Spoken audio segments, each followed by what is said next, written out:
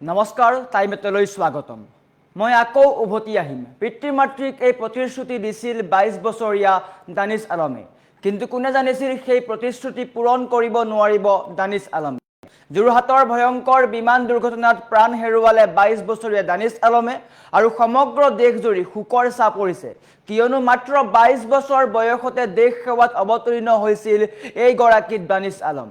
তাৰ সমান্তৰালকৈ যোৰহাটৰ ভয়ংকৰ বিমান দুৰ্ঘটনাত আন 4গৰাকী জোৱান শ্বহীদ হয়, কিন্তু বৰ্তমান সময়ত দানিছ আলমৰ কষ্টৰ কাহিনীয়ে দেশবাসীক আকৃষ্ট কৰিছে। সকলোৱে দানিছ আলমক শ্ৰদ্ধাঞ্জলি জ্ঞাপন কৰিছে। মাত্ৰ 22 বছৰ বয়সতে অশেষ কষ্ট কৰি দেশ মাতৃৰ বাবে নিজৰ প্ৰাণ আহুতি দিলে দানিছ আলমে, আৰু আপুনিও দানিছ আলমক শ্ৰদ্ধাঞ্জলি জ্ঞাপন কৰিব পাৰে, আৰু এই সন্দৰ্ভত সবিশেষ লৈ অহাৰ চেষ্টা কৰিছোঁ। জনাই আছো এটা গুৰুত্বপূৰ্ণ খবৰ। যোৰহাট বিমান দুৰ্ঘটনাত নোহোৱা হ'ল 22 বছৰীয়া অগ্নিবীৰ দানিছ আলম। আকৌ ঘৰলৈ উভতি আহিম। পিতৃ মাতৃক শেষ প্ৰতিশ্ৰুতি দিছিল 22 বছৰীয়া দানিছে, কিন্তু দানিছে নিজৰ প্ৰতিশ্ৰুতি পূৰণ কৰিব নোৱাৰিলে। বুকুত তিৰংগা মেৰিয়াই দেশৰ বাবে অমৰ শ্বহীদ হৈ নিজৰ প্ৰাণ আহুতি দিলে জোৱানগৰাকীয়ে। যোৰহাটৰ বিমান দুৰ্ঘটনাই কাঢ়ি নিলে বিহাৰৰ অগ্নিবীৰ দানিছ আলমৰ প্ৰাণ। অগ্নিবীৰ দানিছৰ শ্বহীদ হোৱাৰ খবৰত সমগ্ৰ দেশতে এতিয়া শোকৰ ছাঁ পৰিছে। মাত্ৰ 22 বছৰীয়া দানিছ আছিল পিতৃ মাতৃৰ একমাত্ৰ নয়নৰ মণি। অতি কষ্টৰে পুত্ৰক দেশ সেৱাৰ বাবে সাজু কৰিছিল পিতৃয়ে। অতি কষ্টৰে পুত্ৰক দেশ সেৱাৰ বাবে আগবঢ়াই দিছিল। বুকুত দেশ প্ৰেমৰ বহ্নি শিখা লৈ 25 চনত বায়ু সেনাত নিযুক্তি হৈছিল এইগৰাকী জোৱানৰ। 2025 অক্টোবৰতে যোৰহাটৰ বায়ু সেনাৰ ঘাটিত নিযুক্তি পাইছিল।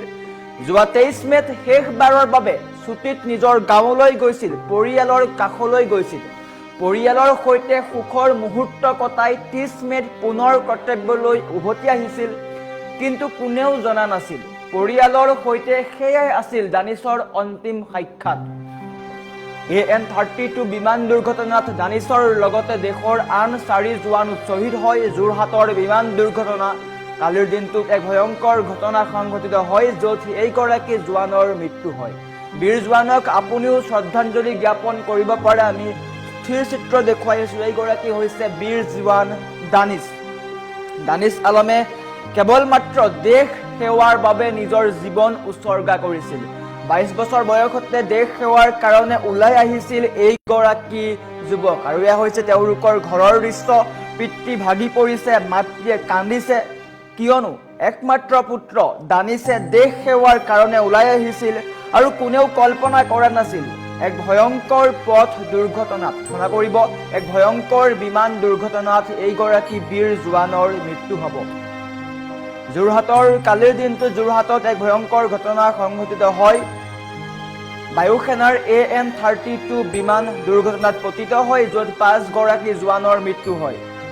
আৰু বৰ্তমান সময়ত এইগৰাকী বীৰ জোৱান অগ্নিবীৰ দানিছ আলমৰ মৃত্যুত এতিয়া সমগ্ৰ দেশতে শোকৰ ছাঁ পৰিছে।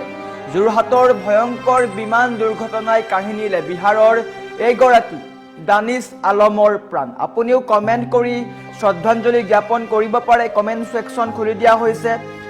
স্বৰ্ণলতা ওজাই উল্লেখ কৰিছে জয় হিন্দ বুলি। আমি আপোনালোকৰ কমেণ্ট পঢ়াৰ চেষ্টা কৰিম, কিয়নো অতিকৈ দুখৰ খবৰ। পিতৃ মাতৃক প্ৰতিশ্ৰুতি দিছিল যে মই আকৌ ঘৰলৈ উভতি আহিম, কিন্তু পিতৃ মাতৃক দিয়া প্ৰতিশ্ৰুতি পূৰণ কৰিব নোৱাৰিলে দানিছ আলমে। দেশ সেৱাৰ বাবে নিজৰ জীৱন আহুতি দিলে। দেশ সেৱাৰ বাবে ওলাই আহিছিল এইগৰাকী 22 বছৰীয়া দানিছ আলম। পিতৃ মাতৃৰ প্ৰতিটো ইচ্ছা পূৰণ কৰিছিল, পিতৃ মাতৃক দিয়া প্ৰতিটো প্ৰতিশ্ৰুতি পূৰণ কৰিছিল এইগৰাকী অগ্নিবীৰে, কিন্তু কেৱল মাত্ৰ নিজক তেওঁলোকৰ ওচৰত অন্তিমবাৰৰ বাবে দেখা দিবলৈ দিয়া প্ৰতিশ্ৰুতি পূৰণ কৰিব নোৱাৰিলে দানিছ আলমে। বুকুত তিৰংগা মেৰিয়াই বিহাৰলৈ যাত্ৰা কৰিছে, অন্তিম যাত্ৰা কৰিছে এইগৰাকী বীৰ জোৱানে। বৰ্তমান সমগ্ৰ ঘটনাক লৈ শোকৰ ছাঁ পৰিছে। কোনেও এনেকুৱা আশা নকৰে ভয়ংকৰ বিমান দুৰ্ঘটনাত এইগৰাকী জোৱানৰ মৃত্যু হয়। উপেন বৰাই উল্লেখ কৰিছে, তেওঁ শ্ৰদ্ধাঞ্জলি জ্ঞাপন কৰিছে, নাৰ্জিমা বেগমে শ্ৰদ্ধাঞ্জলি জ্ঞাপন কৰিছে, শ্বাহ আলমে শ্ৰদ্ধাঞ্জলি জ্ঞাপন কৰিছে, যুৱতী দলে শুভেচ্ছা জ্ঞাপন কৰিছে, এনেকৈ সকলোৱে শুভেচ্ছা জ্ঞাপন কৰিছে। কিন্তু 22 বছৰীয়া দানিছ আলমৰ কাহিনীয়ে সকলোকে আকৃষ্ট কৰিছে। মাত্ৰ 22 বছৰ বয়সত অশেষ কষ্ট কৰি পিতৃয়ে অশেষ কষ্ট কৰি এইগৰাকী দানিছ আলমক দেশ সেৱাৰ বাবে আগবঢ়াই দিছিল। কিন্তু মাত্ৰ 22 বছৰীয়া এটা জীৱন লাভ কৰিলে। সেই 22 বছৰ বয়সতেই দেশৰ বাবে নিজৰ সকলো বা সৰ্বস্ব উজাৰি দিলে এইগৰাকী দানিছ আলমে। পিতৃ মাতৃক প্ৰতিশ্ৰুতি দিছিল, যেতিয়া তেওঁ ঘৰলৈ গৈছিল, ঘৰৰ পৰা উভতি অহাৰ পূৰ্বে তেওঁ পিতৃ মাতৃক কৈছিল, মই আকৌ ঘৰলৈ উভতি আহিম।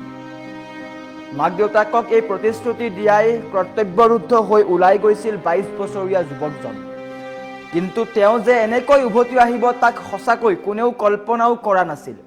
ঘৰলৈ তেওঁ উভতি আহিল ঠিকেই, কিন্তু কোনো হাঁহি মুখেৰে নহয়, বৰঞ্চ দেশৰ বাবে সৰ্বস্ব ত্যাগ কৰি বুকুত তিৰংগা মেৰিয়াই অমৰ শ্বহীদ হৈহে উভতি আহিল এইগৰাকী বীৰ জোৱান বা উভতি গ'ল। যোৰহাট বায়ুসেনা ঘাটিত সংঘটিত এক অতি কৰুণ বিমান দুৰ্ঘটনাই কাহিনীলে বিহাৰৰ ভোজপুৰ জিলাৰ কুলদ্বীপ প্ৰদীপ বায়ুসেনাৰ অগ্নিবীৰ দানিছ আলমৰ প্ৰাণ। ভাৰতীয় বায়ুসেনাৰ AN-32 বিমানখন দুৰ্ঘটনাগ্ৰস্ত হোৱাৰ ফলত দানিছৰ লগতে দেশৰ 4গৰাকী বীৰ জোৱানো শ্বহীদ হয়। এই খবৰ পোৱাৰ পিছৰে পৰা সমগ্ৰ ভোজপুৰ জিলাতে বা সমগ্ৰ দেশজুৰি এতিয়া শোকৰ চকুলো। মাত্ৰ 22 বছৰীয়া দানিছ আলম আছিল মহম্মদ ফাৰুক আলম আৰু আখতাৰী বেগমৰ একমাত্ৰ পুত্ৰ। মহম্মদ ফাৰুক আলম আৰু আখতাৰী বেগমৰ একমাত্ৰ পুত্ৰ আছিল এইগৰাকী 22 বছৰীয়া দানিছ আলম। দেউতাকে এটা ব্যক্তিগত কোম্পানীত কাম কৰি পুত্ৰক ডাঙৰ দীঘল কৰিছিল। দুগৰাকী বাইদেউৰ মৰমৰ ভাইটি আছিল দানিছ। সৰুৰে পৰাই দেশৰ বাবে কিবা এটা কৰাৰ বুকুত দেশ প্ৰেমৰ বহ্নি শিখা লৈ ঘূৰি ফুৰা দানিছে অশেষ কষ্টৰ অন্তত 2025ত অগ্নিবীৰ বায়ু হিচাপে ভাৰতীয় বায়ুসেনাত নিযুক্তি লাভ কৰিছিল। কৰ্ণাটকৰ বেলগামত প্ৰশিক্ষণ শেষ কৰি যোৱা বছৰৰ অক্টোবৰ মাহত তেওঁ যোৰহাট বায়ুসেনা ঘাটিত যোগদান কৰিছিল। যোৱা 23 মে'ত তেওঁ ঘৰলৈ গৈছিল। পৰিয়ালৰ সৈতে কেইটামান সুখৰ মুহূৰ্ত কটাই 30 মে'ত তেওঁ পুনৰ কৰ্তব্যলৈ উভতি আহিছিল। কোনে জানিছিল মা দেউতা আৰু ভগ্নীৰ সৈতে সেয়াই আছিল দানিছ আলমৰ শেষ দেখা আৰু শেষ বাৰ্তালাপ। দানিছৰ সৈতে অমৰ হ'ল আন 4গৰাকী বীৰ জোৱান, স্কোৱাড্ৰন নেতা Prashant Singh, flight lieutenant Shubham Kumar, sergeant Jitendra Sharma, Agniveer বায়ু খেমাৰাম কুমাৱত। আৰু এইগৰাকী 22 বছৰীয়া দানিছক লৈ আপুনিও এষাৰি লিখক, শ্ৰদ্ধাঞ্জলি জ্ঞাপন কৰক। মাত্ৰ 22 বছৰ বয়সতে সৰ্বোচ্চ উজাৰিলে এইগৰাকী বীৰ জোৱানে। ৰফিকুল ইছলামে শুভেচ্ছা জ্ঞাপন কৰিছে, নাৰ্জিমা বেগমে শুভেচ্ছা জ্ঞাপন কৰিছে, লাকি কৌৰে শুভেচ্ছা জ্ঞাপন কৰিছে, মুজাহিদুল ইছলামে শুভেচ্ছা জ্ঞাপন কৰিছে, প্ৰাৰ্থনা বৰাই শুভেচ্ছা জ্ঞাপন কৰিছে। এনেকৈয়ে সকলোৱে শুভেচ্ছা জ্ঞাপন কৰিছে। গতিকে আপুনিও শুভেচ্ছা জ্ঞাপন কৰক। মাত্ৰ 22 বছৰ বয়সতে জীৱনৰ সকলো মোহ মায়া এৰি তেওঁ দেশৰ কাৰণে প্ৰাণ আহুতি দিলে, শ্বহীদ হ'ল। দেশ মাতৃৰ সেৱা কৰিবলৈ ওলাই আহিছিল এইগৰাকী 22 বছৰীয়া দানিছ আলম। কিন্তু দানিছ আলমৰ শেষ দেখাই আছিল এক অতি কৰুণ কাহিনী। AN-32 বিমান দুৰ্ঘটনাত দানিছৰ সৈতে আন 4গৰাকীৰো শ্বহীদ হৈছে। যোৰহাট বিমান দুৰ্ঘটনাত নোহোৱা হ'ল 22 বছৰীয়া শ্বাহিদ আলম। যোৰহাট বিমান দুৰ্ঘটনাত প্ৰাণ গ'ল এইগৰাকী অগ্নিবীৰ দানিছ আলমৰ। এটা কৰুণ কাহিনী।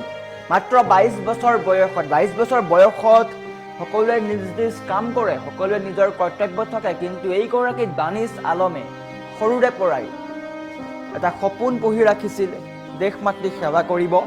আৰু দেশ মাতৃক সেৱা কৰিবলৈ 22 বছৰ বয়সতে ওলাই আহিছিল এইগৰাকী দানিছ আলম। কিন্তু কোনে জানিছিল এইগৰাকী দানিছ আলমে 22 বছৰ বয়সতেই শেষ নিশ্বাস ত্যাগ কৰিব। বহুত সপোন আছিল দানিছ আলমৰ, পিতৃ মাতৃক এটা ভাল জীৱন দিয়া, দেশ মাতৃৰ কাৰণে সৰ্বোচ্চ দিয়া। অৱশ্যে এটা সপোন তেওঁৰ পূৰণ হ'ল, দেশ মাতৃৰ কাৰণে সৰ্বস্ব দিলে। কিন্তু পিতৃ মাতৃৰ আশা পূৰণ কৰিবলৈ তেওঁ নাথাকিল। পিতৃ মাতৃৰ সপোন বা পিতৃ মাতৃক লৈ দেখা সকলো সপোন আধাতে মৰহি। আৰু বৰ্তমান দানিছ আলমক সকলোৱে শুভেচ্ছা জ্ঞাপন কৰিছে। ৰমেশ বড়োৱে শুভেচ্ছা জ্ঞাপন কৰিছে, জিনাতুল ইছলামে শুভেচ্ছা জ্ঞাপন কৰিছে, কাশ্মীৰা ৰহমানে শুভেচ্ছা জ্ঞাপন কৰিছে, ননী গগৈয়ে শুভেচ্ছা জ্ঞাপন কৰিছে, উদ্ধৱ দাসে শুভেচ্ছা জ্ঞাপন কৰিছে। এনেকৈ সকলোৱে এইগৰাকী বীৰ জোৱানক শুভেচ্ছা জ্ঞাপন কৰিছে। যোৰহাট বিমান দুৰ্ঘটনাত প্ৰাণ গ'ল 22 বছৰীয়া দানিছৰ। পুনৰ কমেণ্ট লোৱাৰ চেষ্টা কৰিছোঁ, সকলোৱে কমেণ্ট কৰিছে। গতিকে এটা গুৰুত্বপূৰ্ণ খবৰ, দুখৰ খবৰ, বিশেষকৈ যোৰহাটৰ বিমান দুৰ্ঘটনাত প্ৰাণ গ'ল এইগৰাকী বীৰ জোৱানৰ। কোনেও কল্পনা কৰিব পৰা নাছিল, পিতৃ মাতৃয়ে কল্পনা কৰিব পৰা নাছিল। আৰু বৰ্তমান এইগৰাকী জোৱানৰ মৃত্যু হৈছে।